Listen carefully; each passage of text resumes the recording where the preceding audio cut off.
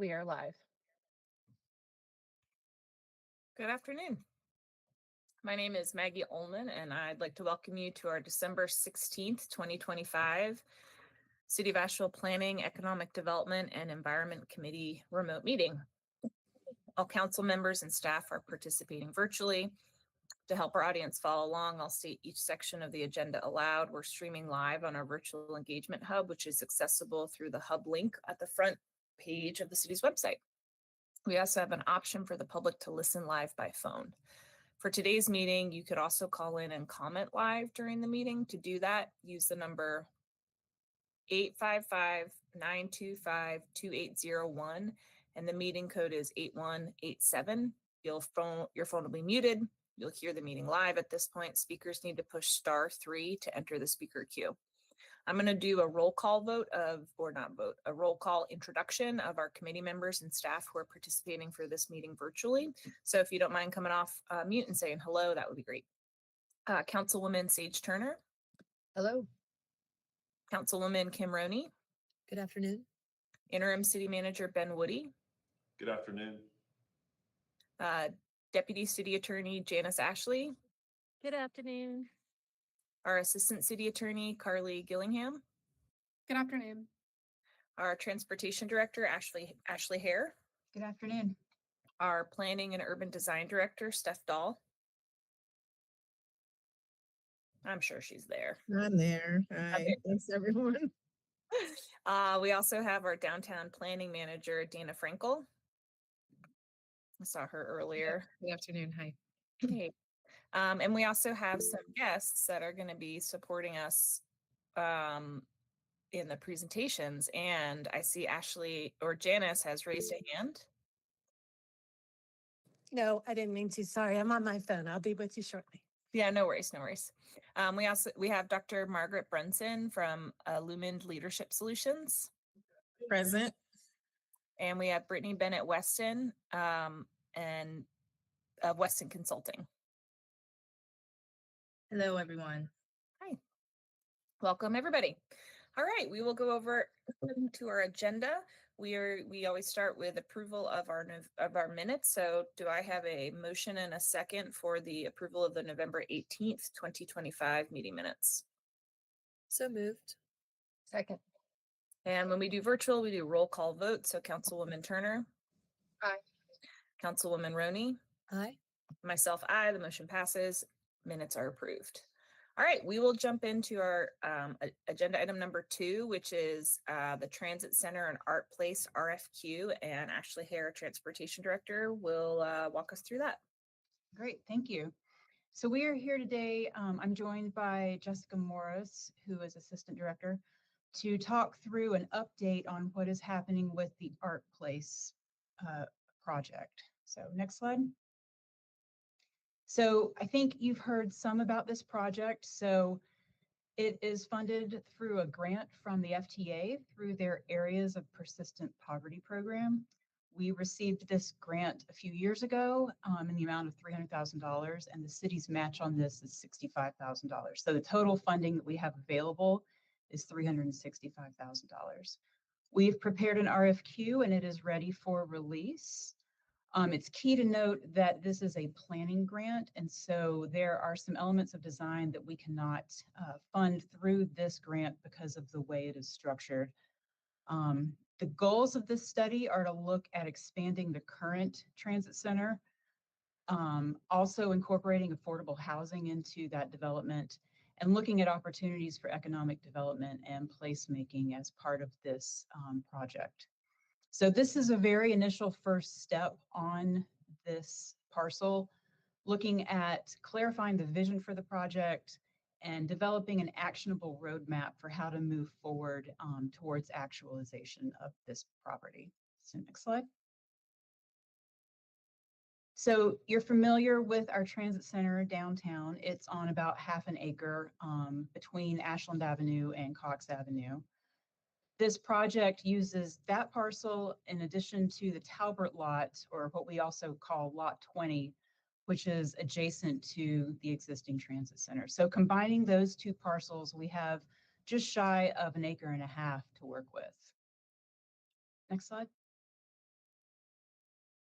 The vision for this development is a mixed-use transit-oriented development, or TOD, where we would be expanding the footprint of the current transit center into that adjacent parcel, looking at how we can accommodate growth in our transit service, moving buses in and out of this space in an efficient way, developing better amenities for passengers and the transit operators when they're on breaks in between routes, and making sure that we can accommodate a larger fleet with our growth of our transit system and also modernizing it. So ways that we can electrify the fleet and develop spaces for charging infrastructure and whatever those future needs might be. Importantly, we are planning to incorporate affordable housing into this site and also look at other uses that generate economic activity in this really key area of downtown and tie downtown to the South Slope and South Side. Next slide. So this parcel, the larger one that's adjacent to the transit center that we currently have as Lot 20, or the Talbert lot, we purchased in 2021 in partnership with Dogwood Health. And the partnership with Dogwood Health ties it to the affordable housing needs that are sought for this development. I mentioned this previously, but we have the funding currently for $365,000, both combining FTA's grant from their Areas of Persistent Poverty program, as well as the city's match on that. We also have some funding from our friends over in Community and Economic Development for an additional $100,000 to $200,000 for specific supplemental activities if those are needed. That includes some right-of-way and topographical surveys, some geotechnical analyses if needed.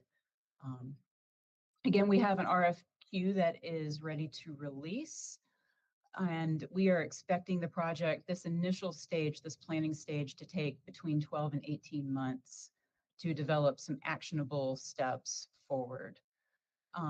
Again, this is a first step in moving this forward. This will be a multi-year process to get to a community-supported and decision-maker-supported outcome for this development. So next slide. The deliverables that we're expecting out of this project are some concept designs, some site layouts. FTA is going to be really keen on seeing how we are proposing to move buses in and out of this space. That will be essential. We have some really good connectivity there between Ashland and Cox, but that will be ground floor, and then above that will be, or surrounding it, will be other supporting uses and the affordable housing. We're also looking for our compliance documentation, and again, this actionable roadmap that gives us our next steps for how to move forward with this. And this will all culminate in a comprehensive report summarizing those activities, the analyses, next steps, the community engagement we're going to do for this project, and then the final recommendations. So next slide. So again, the key takeaways, we have a grant from FTA. We are looking to combine the transit uses of this space with affordable housing and other supportive uses of the parcels. Currently, we have $365,000 available with potentially some supplementary funds from CED for specific items. And this, again, is a planning grant, not for design. And the goals are expanding our current transit center, which is undersized for the fleet we have even today, incorporating that affordable housing, and exploring what could be done with economic development in this area. So with that, can take some questions. And again, Jessica is here to support on questions. Thanks. I have a couple. I guess I'll start by saying I'm very excited about this. I think that we definitely need to keep investing in our transit system. And we know that site, although we put, renewable energy on it not too long ago, we know that we need a more functional site. And I find it really exciting to look at some type of public-private partnership where we can get housing and transit and maybe commercial storefront for artists and retail or what have you. I do think it's a really important piece. It could be a keystone piece between downtown and the southern part of town. So I'm excited for that as well. A couple thoughts that would be helpful for me to track as this evolves, given this is a planning grant, which is very, very initial. Something that Walter's been doing when he's sharing capital projects with us is he has this big time arc that shows like pre-development, development, design, and it shows the whole system. That would be nice for y'all to communicate for us. So are we at -4 years? Are we at -2 years? You know what I'm saying? Because I think what I really value when capital projects communicates that to us, it just helps us really understand the system and communicate to the public, because a lot of times we hear, oh my gosh, why are we doing another plan? And the reality is, to redevelop government land in the heart of downtown, it's not a 1-year project, period. And so I think that would help. And that would also help with us for accountability, so that in 2 years we go, wait a minute, now you're telling us we need 2 more years or what have you. So that type of 10-year arc, because I'm betting this could be a 10-year arc, but hopefully shorter. So that would be something really nice. The other thing that would be helpful as we're tracking accountability towards this, and we had some emails about what is and I'm not sure exactly what the specific ask is, but kind of the funding trajectory perhaps along that 10-year arc as well. So that okay, so we know we have 65 grand of ours in it, but we also have awesome FTA money. Yay, great job staff going and getting federal money to support this. But then we're going to have to find design money, and that's in some ballpark figure. Then we're going to have capital money. That would help, because then I know, okay, in 6 years, we're going to want a big chunk of this. How does that relate to the Deaver View chunk? How does that relate to our affordable housing bonds? So some type of connection to the bigger picture of all the massive capital that we're funding would be really helpful, because right now it feels detached as just some project, but we're stewarding the budget and all of our capital. And so right now, I don't know how it fits. So that would be great if we could get that follow-up information, just so like it's in my records. And then going forward, as we track this and other big projects like the new transit center, that type of framing is really helpful to me. Okay. Maggie, that's what I heard the housing committee recovery board say too. Like, where's this big picture? And they're weighing how much money goes into multifamily right now, which we also mentioned affordable housing, but that's what I heard. Like, what's the big paradigm of need and where are the big chunks and timelines? So I just echo you. That was great. Yeah. We can definitely provide that. And I think this initial planning study will also help solidify some of that With all that, timeline and the funding needs. So that'd be absolutely. great. Kim. Thank you, Ashley. I know that we're working mostly on the planning for this today, but because this was one of my first votes on council back in 2021, and we worked on the funding strategy for this, because we use the bond funds, it really is a multi-solving where we were using the housing bond dollars to address both housing and transportation. So this is a multi-win for our community. But what wasn't clear is you mentioned something in passing about there's elements of the planning that this grant can't be used from. Can you share a little bit more about what it can't be used so we know where that gap is? Sure. And I think Jessica probably knows more of those details. But for instance, we can't start doing any kind of engineering design or construction oriented sort of design activities as part of this. This is to get some layouts of what the space could look like, some initial ideas on, we do have an initial geotechnical analysis that was done. I mean, that whole area is built on fill, so it could be quite unstable depending on what is built there. And so this study can look at how many stories we could do in there based on the previous geotech work. Those sort of things that are not getting into the nitty gritty of the structural analyses and those sorts of things that are really more design oriented. That is so helpful, because I was anticipating the fill situation with what happened with other developments in the area and how it adds cost. But then the feasibility kind of goes out the window, and we don't want to get super far along the project and have that run into it. What are we doing to coordinate with the county? Because as we're looking at developments literally across the street from each other, I know one of the commercial uses would be, are we planning to put some sort of grocery or fresh food access in this area? It's needed, but are we coordinating to make sure that we're meeting the needs of these new units in the neighborhood? That's something we would want to do as part of this study once it gets underway. I don't know, Jessica, if you've got more information on that, or Nikki. I think Nikki's online as well. But- I can just say, yeah, this is a big part of this is for us to do community engagement, including with our partners and also internally with council to talk about what potential needs could be met with this project that are not just transit or affordable housing related, but are there other kinds of uses that would be really complementary in not just for this project, but for the area of downtown that we're talking about.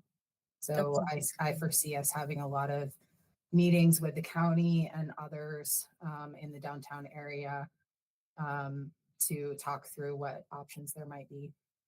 And then the last question I had for today is, given what my colleagues have named as well, the timeline would be helpful, but also realistically, can it fit within the timeline of our current bonds and CDBGDR fund windows? Because we are going to be looking for projects where we can fit it within the windows. And if this is one of them, it would be helpful to know if it is or not. Right, we can look at that. My understanding about the CDBGDR funds is that the project has to be fully complete within 6 years, if I recall. So that might not be possible, but bond funds is definitely something that I think we would look towards in the future, either as additional matching funds or otherwise. There is one where I remembered years ago, we couldn't partner with Greyhound that was willing to rent space in our center because we didn't have the right bay or space. So are we planning in advance for interstate transit options, just based on like the size of the vehicle? That would be ideal. Yeah.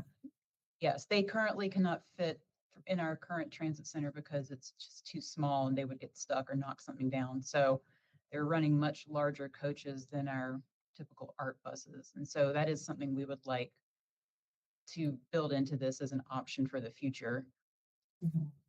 Thank you.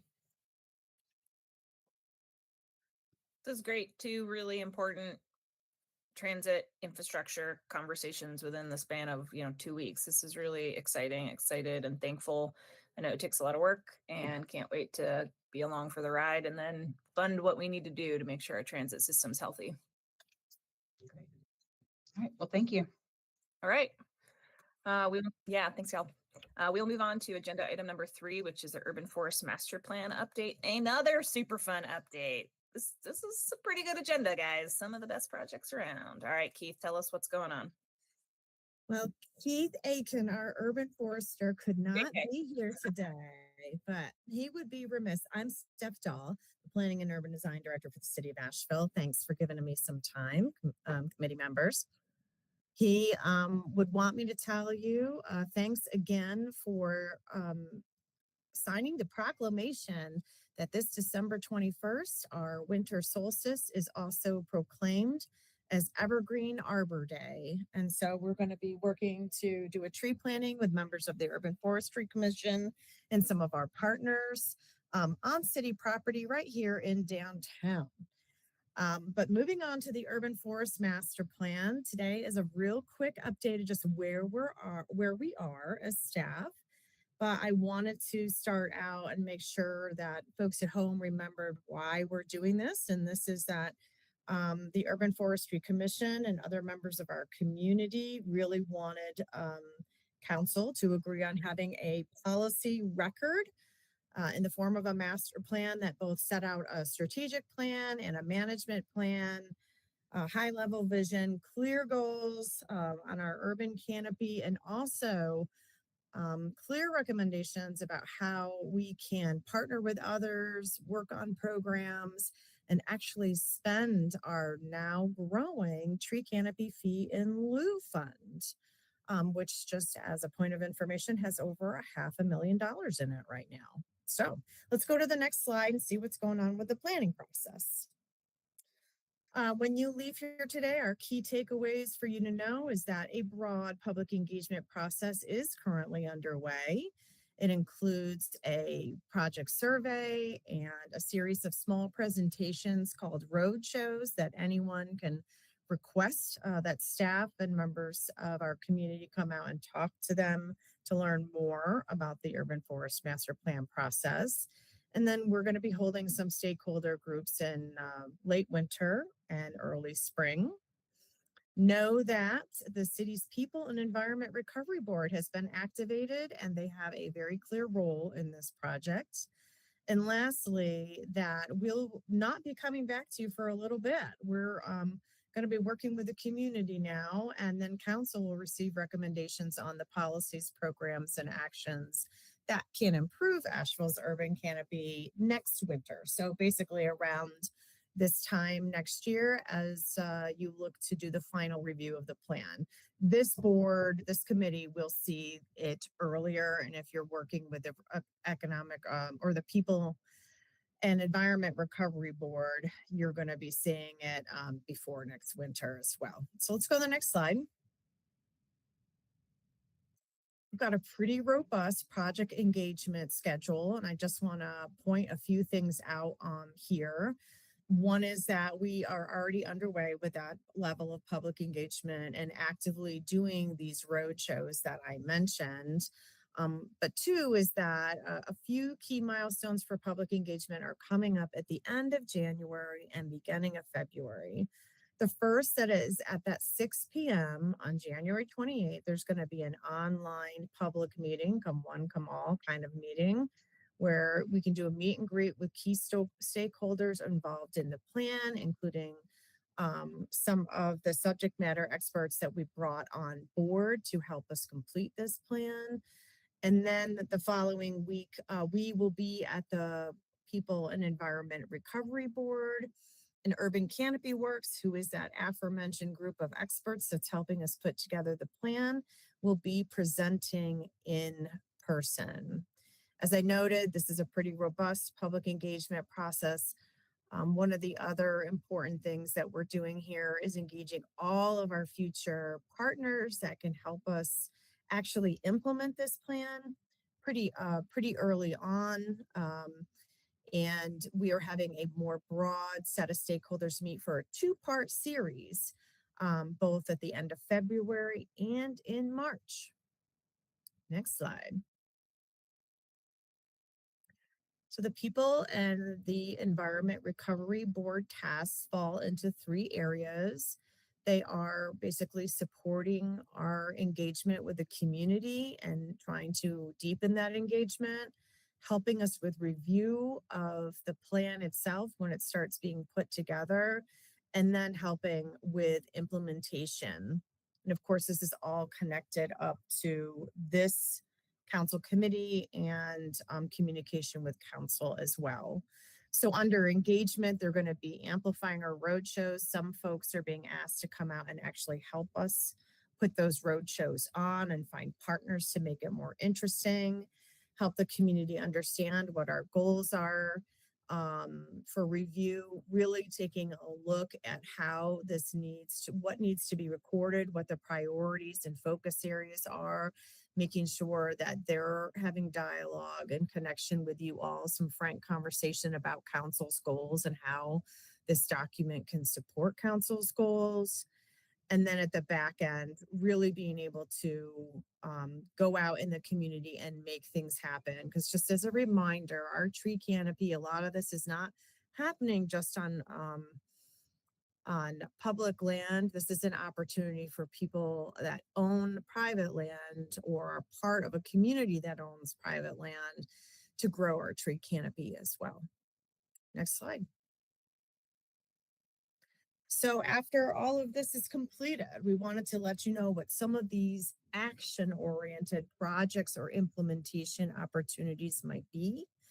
So certifying our city schools as tree campuses and getting them to partner with us on growing, preserving, and maintaining our canopy is one of the ideas that I know is already being it's already being worked on, to be quite frank, so that we could be ready to hit the ground. One of those projects would be engaging students in actual tree seed collection and seedling propagation using heritage and historic trees, which is pretty neat program. And we can partner with other not-for-profits to do that.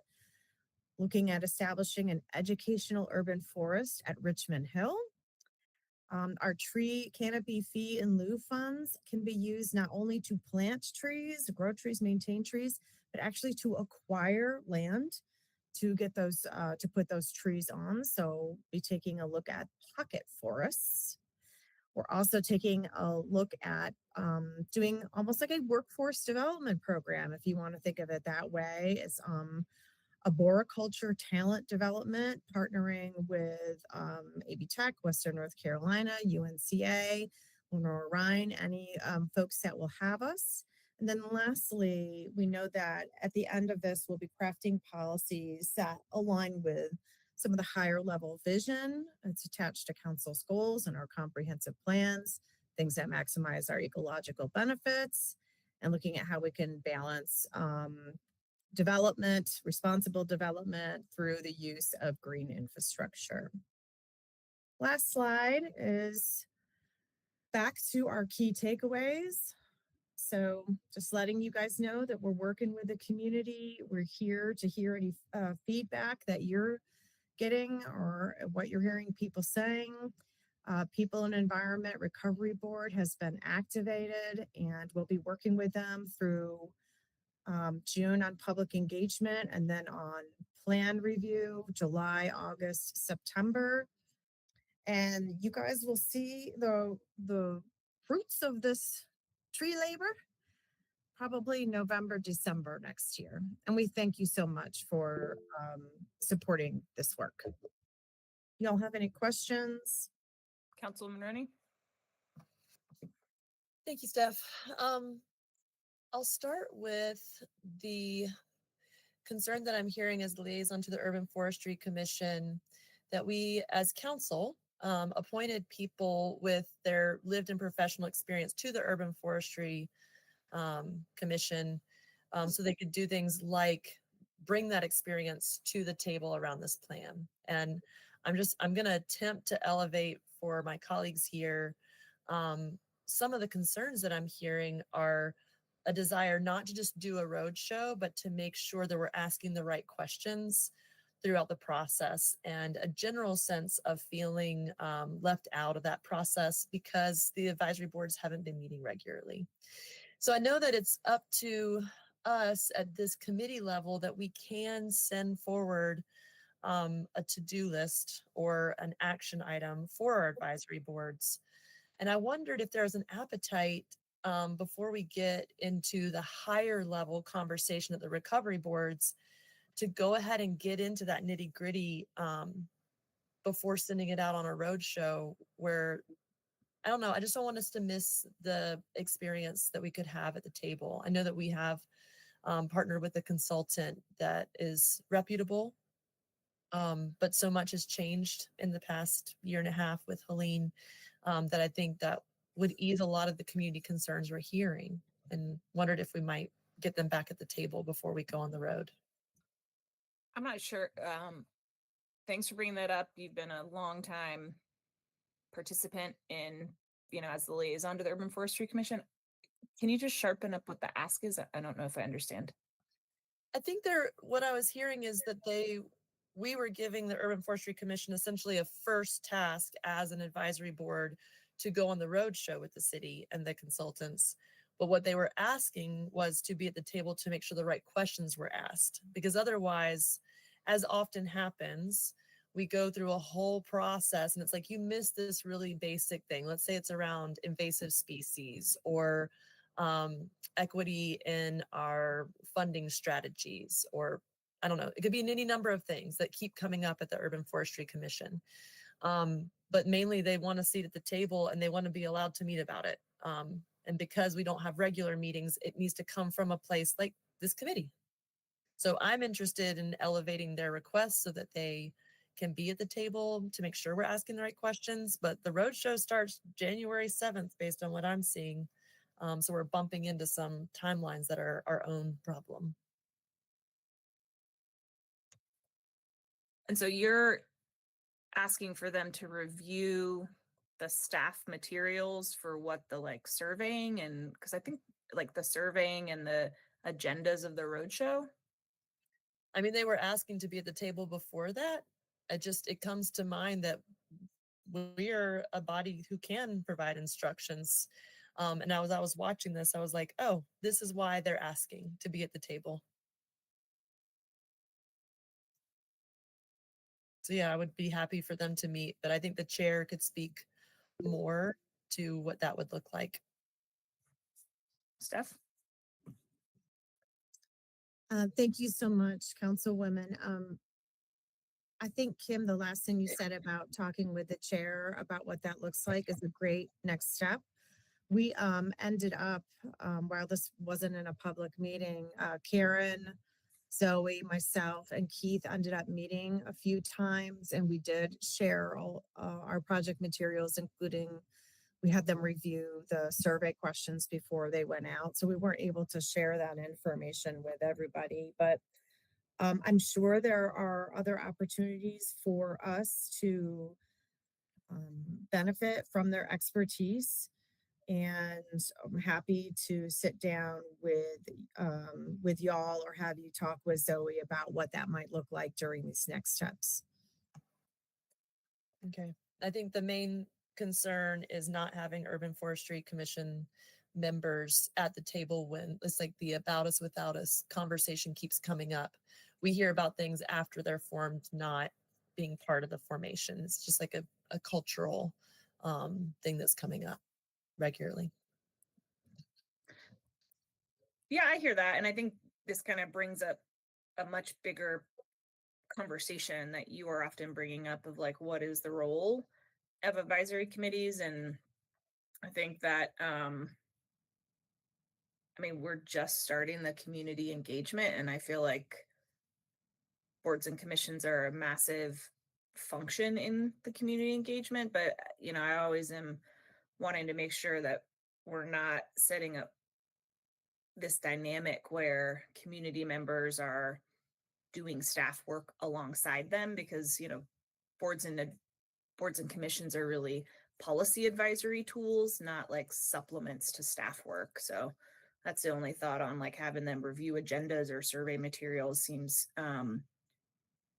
that like that wouldn't support me making policy advice as a leader. That would, you know, be volunteer community labor for staff work. And I don't know, it just seems a little different, but I think your suggestion Parallel worthwhile to you know, reach out to the chair. And I know that I was at the recovery board meeting where this was discussed with the new recovery board members, which includes folks from urban forestry. So I think that's a good plan forward for my side. An example that's parallel would be while the transit committee isn't currently meeting, members of the transit committee are sitting down with the consultant and staff to look at the maps for the choices report that will come to council. Instead of being like, now that we have the maps, you can look at it, is like another way to be at the table, because things did get missed. Like in the last transit master plan, not connecting Pisgah View Apartments to Ingalls was an easy miss that a consultant might not catch, but the transit committee members, being people who use the bus, did. And so it's a familiar request, and it's not uncommon for the city to make that space. So are you asking to set up a urban forest master plan community advisory committee, or are you asking for them to be able to review agenda for community engagement materials? Because it seems like it's changing. Like the following up on the urban forestry master plans requests to have liaison members between the urban forestry and the consultant working with staff through the engagement process, which has been their long time request, and it hasn't happened yet. If it takes us asking for an urban forestry commission meeting to make that happen, that seems like a lot of work just to get them at the table when we could just get them at the table. But if that's what it takes, then I would ask for a meeting.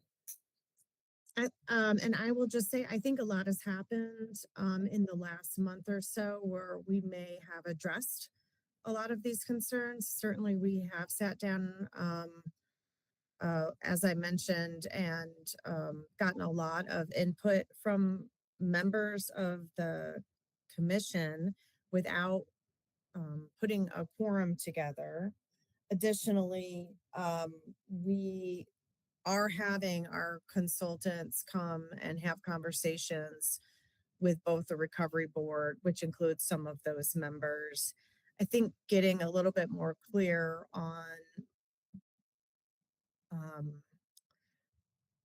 what portions of or what milestones or pieces of work that might be appropriate for a policy advisory board to provide input on could be a next step for us. And as I mentioned, I'm happy to sit down and help facilitate that.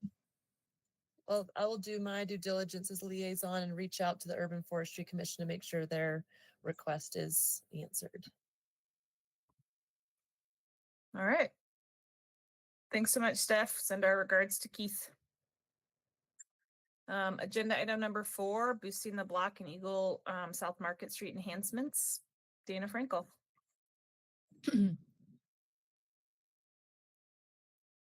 Hello.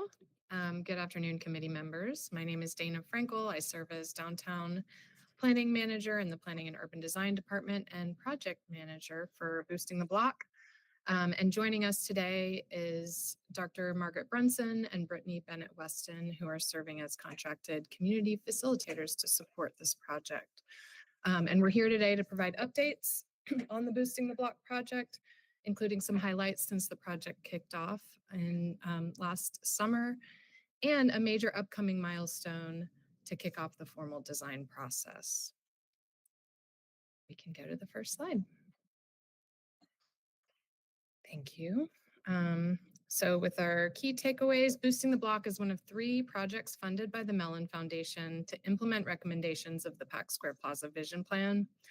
The project includes extensive community engagement and capacity building and will ultimately result in a physical gateway and other public space improvements that support a cultural corridor between Pack Square and the block.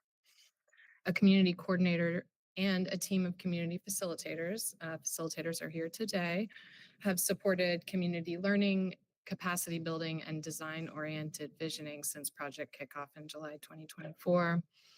And we're providing the update that staff is leveraging $1 million additional dollars that are allocated to pedestrian safety improvements on Eagle and Market through the transportation bond to design and deliver one integrated capital project. We intend to initiate an RFQ process for a design and engineering team and bring a contract to council for consideration in early 2026.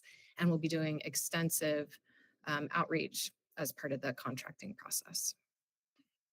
Next slide, please. So just a brief overview, refresher really of Boosting the Block. It implements elements of the Pack Square Plaza Vision Plan, improving connectivity and cultural visibility along South Market Street. It's one of 3 projects funded through a grant from the Mellon Foundation that seeks to support communities in rethinking how history and collective memory are represented in public spaces. Physical design, design elements of the project include a gateway feature and public space improvements along South Market Street. More broadly, the project supports community capacity building, programming, and marketing that can support this area, this cultural corridor, and support the success of the broader district longer term in alignment with the community's vision. And I'm going to hand it off to Margaret and Brittany to talk a little bit about the work that they have done so far. Thank you. Good afternoon, everyone. It's good to be with you all this afternoon. By way of introduction, I'm Dr. Margaret Brunson. I am one half of the co-facilitator team that's been working in the community for the last 18 months. And For the last 10 years, I've been leading an organization of business, Illuminate Leadership Solutions, where I advise and guide and coach leaders, organizations, and businesses through transformative and strategic planning initiatives. And so really approach the work from a transformative leadership perspective, as well as always looking for the positive potential that happens when systems and the people that create those systems actually transform. And so I'm going to hand it over to Brittany, who will introduce herself and walk us through the first few bullets of our slide. And Katie, we can go to the next slide when you're ready. Thank you. Thank you. Good afternoon. I'm Brittany Bennett Weston. I'm the owner of Bennett Weston Consulting. In my work, I partner with organizations, teams, leaders as a consultant, facilitator, and coach to get clear on the how and why of their work to create deeper and more intentional impact and more sustainable ways of working. And these days, my work largely centers around the areas of community economic development, history, and culture. So Margaret and I bring shared values to our collaboration on this project as co-facilitators, community facilitators. We are relational, community-oriented consultants dedicated to moving at the speed of trust in service to transformative and sustainable growth. And for the past 18 months, our engagement efforts have prioritized deep listening and cultivating connections while recognizing the risk and reality of engagement fatigue. We have prioritized strategically linking the Boosting the Block project with past efforts such as the Pack Square visioning, and to build momentum and to avoid redundancy in this project. So, and of course, it's important to name that just a couple of months into this project, this community experienced Tropical Storm Helene, and the combination of the potential for engagement fatigue and the impact of the storm led us to be even more mindful of the pacing of our outreach and engagement efforts. So on this slide, you'll see an overview of some of our engagement over the last 18 months. So in addition to our regular coordination and partnership with the Block Collaborative and the core team from the city and county, we have led with our values around relationship and trust building while working toward project goals through one-on-one and small group meetings, community engagement sessions, and pop-up activations. As shown on this slide, we've held more than 30 stakeholder meetings with folks connected to the Block, legacy neighborhoods, and downtown Asheville. As we moved into the design phase of this project, we hosted 4 engagement sessions with artists and business owners, elders, and youth during the spring and summer of 2025. And as you see here, more than 2/3 of the people reached in these sessions were youth, which was very exciting for us as we think about not just the history of the Block, but the present and the future of this corridor. And this year, we also participated in and contributed to some pop-up activations during Black History Month and Juneteenth as further opportunities to understand the community's vision for the Block. So as you may know, the Block Collaborative is one of our primary stakeholders in this project. And we see them not only as a primary stakeholder, but as a partner in our work. And so as we've worked with the Block Collaborative, we've focused on relationship building, hearing and understanding their vision, assessing their needs, supporting their activations, and generating strategies to build long-term. As a result of our kind of kickoff work with them, and this project, we took a learning trip to New Orleans, and we have some pictures on the next slide. But before we get to that, this trip really allowed us to study a unique Black business and cultural district called Bayou Road. We learned how leaders are using public and private partnerships, private investment to grow this ecosystem and manage their 20-year post-Katrina recovery and cultural preservation. So we can go to the next slide. Thank you so much, Katie. So this picture in the middle is a picture of the group, and it was a representation of city as well as county staff, the Block Collaborative, and then Brittany and I as community facilitators. And we had a really good time in New Orleans. It was really interesting to see the similarities between Bayou Road and the Block. There is, for example, a cultural arts center, performing arts center that's in a historic building. There's a community book center where people gather and purchase goods and books for their homes and their communities. And there also are restaurants and other unique businesses on Bayou Road. So we were able to connect with the Bayou Road Business Association, which is similar to the Block Collaborative, and then a subset of business owners called Black Bayou. Some other highlights from our time in New Orleans is we visited the Ashe Cultural Center, some of their properties that they own in and around their cultural center and their campus. We also got a chance to talk to the private property owner who has sort of shepherded the continuation of Black-owned businesses on Bayou Road. So hearing her perspective and why they intentionally center Black-owned businesses on Bayou Road. And it was really informative for us to learn from various folks in the community.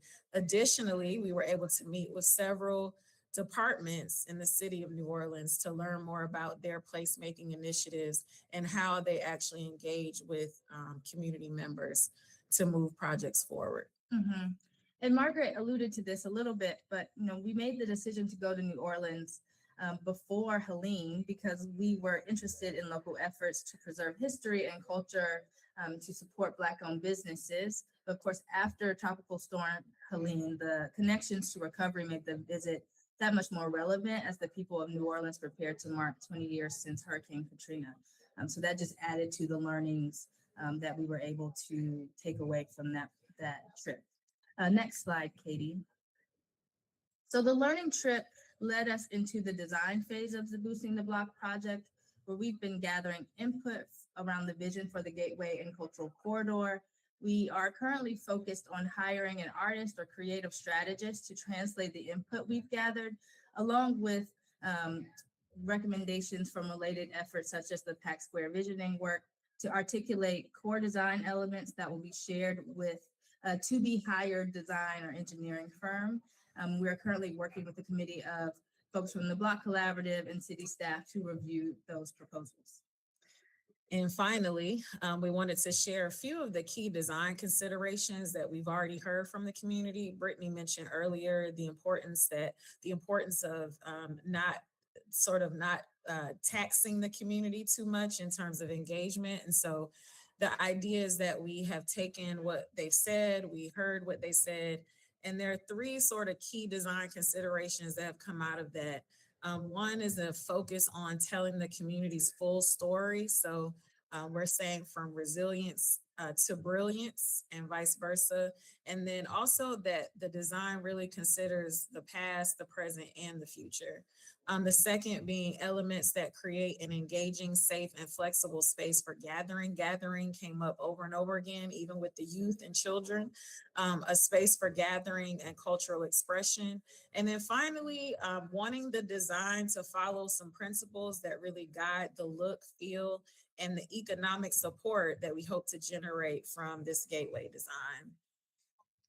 And we'll pass it back to you, I believe, Dana.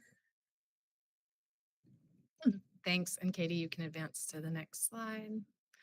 So with all of that, we are leveraging $1 million in transportation bond funding allocated to pedestrian safety improvements on Eagle and South Market in order to deliver an integrated capital project that improves sidewalk accessibility, enhances the pedestrian experience in the area overall, and supports implementation of a cultural corridor on South Market Street through incorporation of a gateway feature and spaces for gathering and programming. You can advance, please. So just a little bit more information about the project. By integrating these two projects, we aim to deliver a unified public realm improvement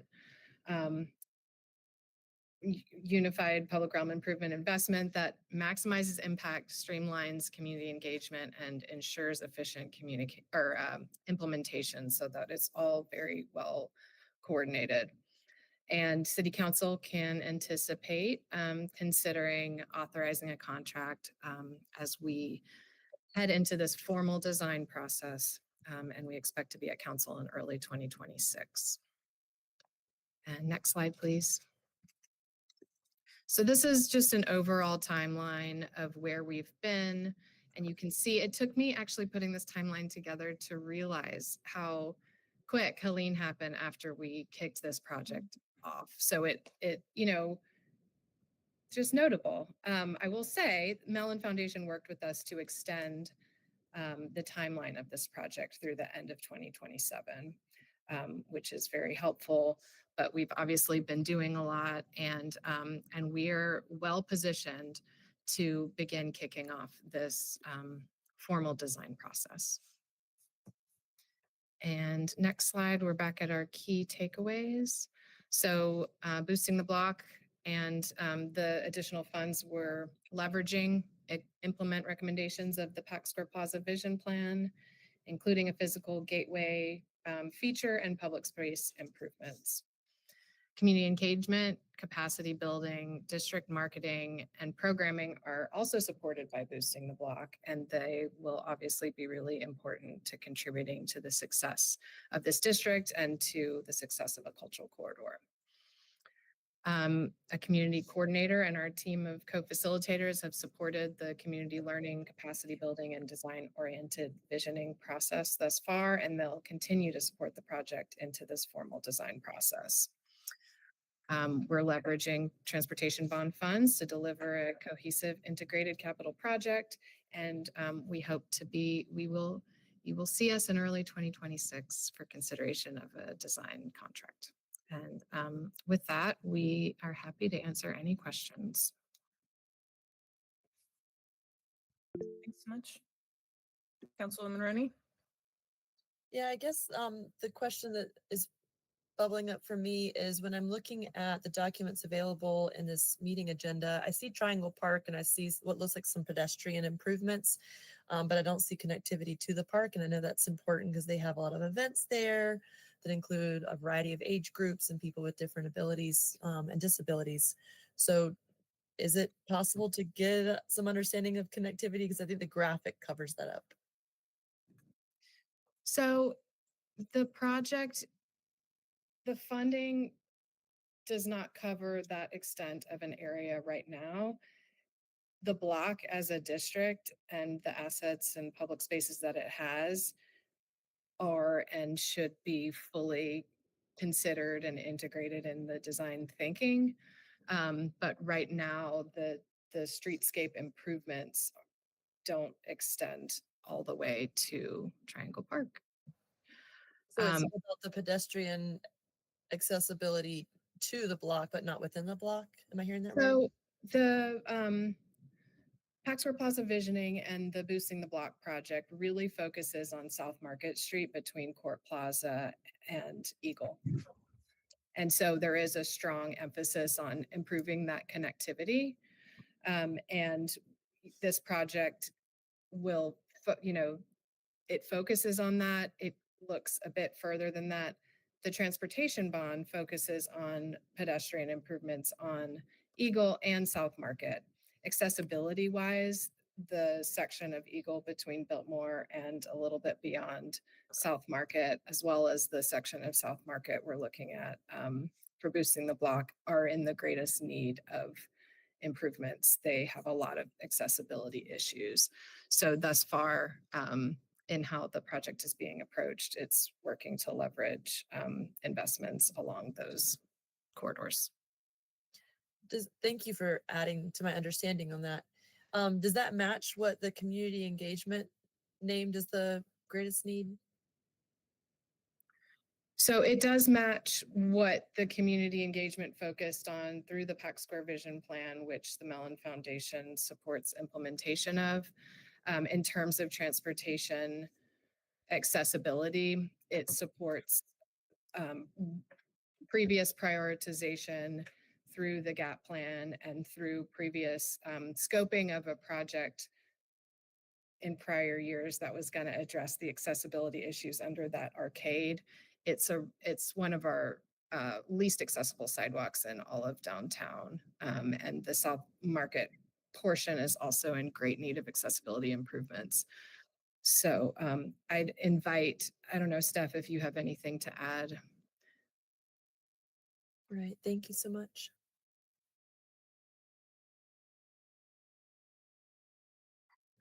All right. Really appreciate, thanks for being here. really excited about the work. Great to have an update and look forward to seeing you all again and hearing as this moves forward closer to the beginning of the year. Okay, Thank you. everybody. Thank you. Yeah. Take care. Moving on to, that's it. That's our final presentation oriented part of our agenda, but our fifth and final agenda item is public comment. Katie, do we have any public comment today? Yes, we do, Madam Chair. Just one moment. Great. Caller ending in 901. Your mic is unmuted. You'll have 3 minutes for the public comment.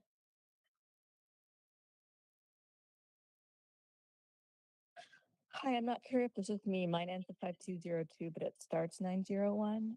Oh, yes. Am Yes, I? sorry, this is you. Okay. Sorry. Great. Perfect. Hi, everyone. This is Rachel Cohen from Sunrise Movement WNC. Thanks so much for allowing public comment as always. Just wanted to speak on a couple points today. So first of all, we really appreciate the opportunity to engage with multiple committee members since the October meeting where the sustainability update was given. So thank you very much for that. As was mentioned at that October meeting, there were several data points that sustainability staff did not have at their fingertips at that time, and the committee had asked them to bring that info back. We still have not received that info either during committee meetings or in our private conversations. So we do still look forward to receiving the specific data related to megawatt hours of solar energy generated and the targets for that, as well as more data related to our 100% renewable energy goal. So moving on, it was very interesting and really great to hear about the project related to expansion of the downtown transit center. And we heard some conversation about how it was going to accommodate potential growth in transit service over time. And just wanted to ask how we're ensuring that we build in funding for continued operational costs of the transit system going up as we look forward. So if we're going to be doing this awesome project of kind of building out this physical space, are we pairing that with looking at new revenue sources to make sure our transit system remains strong? So those were the main points I wanted to bring up today, and thank you so much for hearing us. Wonderful. Thanks, Rachel. Good to hear from you. Okay, folks, that concludes our PEDE meeting. Oh, Sage, yeah. I'm just kind of wondering if we might get some housing discussions back on the agendas around missing middle. It sounds like Legacy Neighborhoods and Sekou Coleman will be coming to HCD in January to lay out some kind of items for discussion and protections and so on. I'd love to see us make some moves towards changing the rest of the city, kind of getting back on track with some of those objectives laid out. I think staff had put forth a bunch at some point and we've kind of backed off. Any interest in agendizing that kind of thing from the others?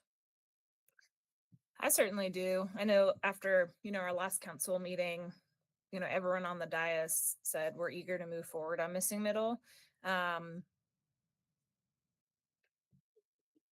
With the understanding that we're having a path that's more inclusive and sincere in the engagement with legacy neighborhoods. So I think that is coming together. So I'm eager to make sure that we can have concurrent progress in both areas. So I would love to see that in the future. And I know, like, I was trying to go through past PEDE agendas to find, like, I know Vidilla and maybe Steph and Nikki came and they kind of had a list, and it might have been right before the storm and then the storm, right? And so just really getting back to, like, what was that last staff suggestion of where to get going? I'd love to have a conversation about that. What do you think, Kim? I think it fits within the scope of the planning part of PEDE. I think it would seem to make sense that we would have some recommendations that's within the scope to give to council once that conversation is happening with the legacy neighborhoods, not putting, making sure we're walking one step at a time, both feet are moving in the same direction, if it were. And I also had some curiosity because there's a community advocacy around moving more funds towards housing instead of multifamily versus the conversation y'all are being presented today around single family and home repairs. But if we move funding out of a different part of CDBG, it impacts other parts of our scope of work. For example, I know that neighborhood resiliency is housing and the resilience hubs, which is on a future agenda item. So I just want to make sure we're tying together all the parts of our agenda while we're moving in that direction. Great. There's another topic too. I mean, since we kind of have a little bit of time here, not that I'm going to run the clock, I promise, that you'll see on our future agendas sometime soon in Q1, staff is going to bring us a proposal or a resolution, or I'm not sure what the format is, to look at something called CPACE, commercially property assessed capital expenditure, which is basically fancy jargon for a financing mechanism that allows commercial properties to pursue renewable energy and energy efficiency upgrades with some real financial leverage. And we're expecting the county to pass actually an ordinance enabling this all county-wide, and that we would kind of step in support because we want to promote this as well.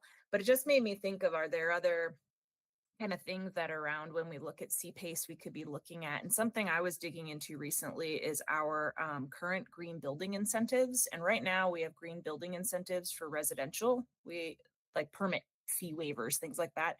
We don't have anything for commercial, and they're really outdated with the market. For example, it's like you get $150 off your residential permit if you have photovoltaics, which is like a $10,000 expense. Like those incentives haven't been updated since the 20-aughts. And so I'd love to discuss that. I don't know if there's interest with y'all to really kind of make sure that our incentives are creating an incentive, not just giving away government money for people doing the right thing. There's a fine line there. So if there's interest for that, I'd love to agenda that too at some point soon. I agree. And when I was having the conversation with Costco and asking, is it common that they have renewable energy, for example, solar on top of these big roofs, if not housing?